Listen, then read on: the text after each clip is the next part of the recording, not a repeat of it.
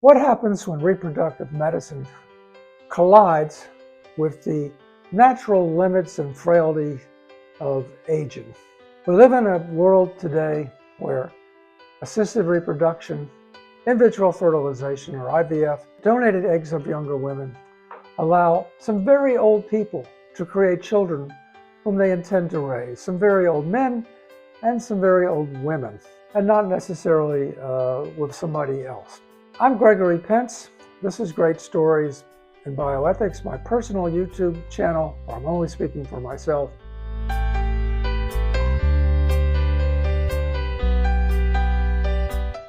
Today we talk about a somewhat controversial topic because people have some fairly strong feelings about this, especially whether IVF clinics and countries should put limits on how old you can be when you deliberately create a child whom you intend to raise. So the Bible has some examples of very old people having children. We are told that Abraham, with a handmaiden, had a child, Isaac, at the age of 100. We are told that there was a patriarch named Lamech who had created a child at 186. There's other patriarchs in the Bible with a similarly advanced age creating children, and some of them created lots of children. We also know there are some famous actors who created children, male actors at a fairly old age. Clint Eastwood comes to mind. Famously, Tony Randall comes to mind. Tony Randall played Felix Unger in a comedy called The Odd Couple. At the age of 75, Tony married a much younger woman, created a child with her once at 76 and again at 77. And he was criticized for this. And in response, he said he enjoyed being a father, and even if he didn't live a long time, he would provide for the child financially, and the child would still have a mother and his name and money. And indeed, Tony actually died at 84. So was it good for that child to have been created that way? Al Pacino, the star of the Godfather series, created a child at the age of 83. Robert DeNiro, I believe, was 79 when he created a child. Is this a good thing? Because people imitate, actors and famous rich men. And there's been a lot of rich men also who've created children at a very old age.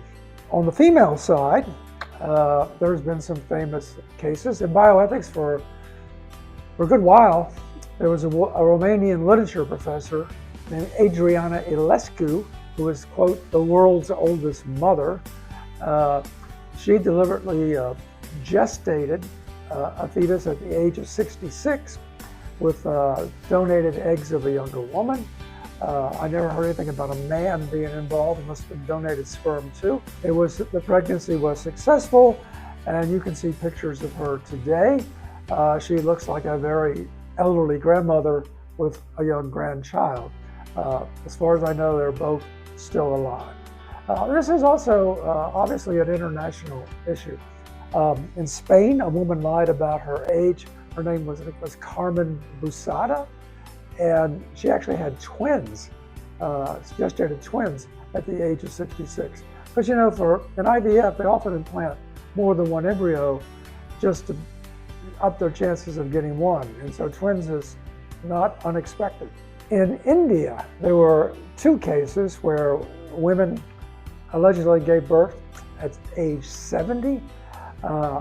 There was a woman, I think her name was, last name was Lohan, and she had struggled with infertility and finally did give birth and had some pretty severe medical complications afterwards. But giving birth at age 70 physiologically can really kind of tear up your health if you don't know what you're in for.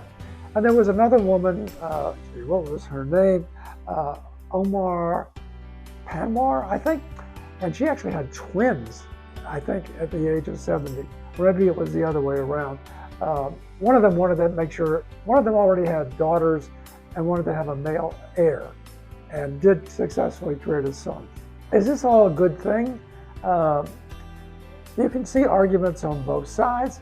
You can say, well, we don't tell people, we don't compel people to have children. Hopefully they're allowed access to some reproductive control through abortion or contraception. We don't generally tell people how many children to have, whether they must have children. So should we put an age limit on how old you can be to create a child? After all, it is a woman's body. It's her body. Maybe she should be able to do what she wants with that. But creating a child, bringing a child into the world is a big deal. If you're a pro-natalist, you believe that life is always a benefit. If you're an anti-natalist, you don't agree.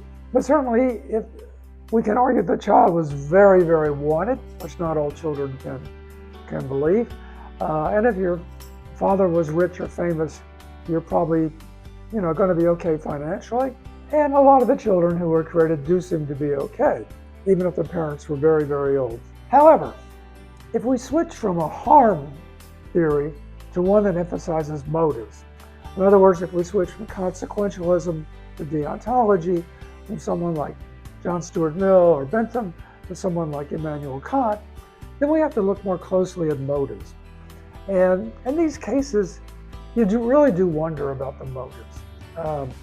For the very rich men and the very old actors, it seems very vain to create a child at 79 or 83. It's kind of like, well, I'm still virile, I can still do this. Most important, it does not seem to be in the best interest of the child to have a parent who's essentially as old as many people's grandparent or even great-grandparent, who's unlikely to be around for your high school graduation, much less your college graduation. So Kant would say, it's vain, the maxim can't be universalized that you're acting on, and that therefore IVF clinics should put a limit on how old you can be. Some European countries already do this, have a limit of 50. Some IVF clinics in America won't help you past age 52, and maybe that's a good thing.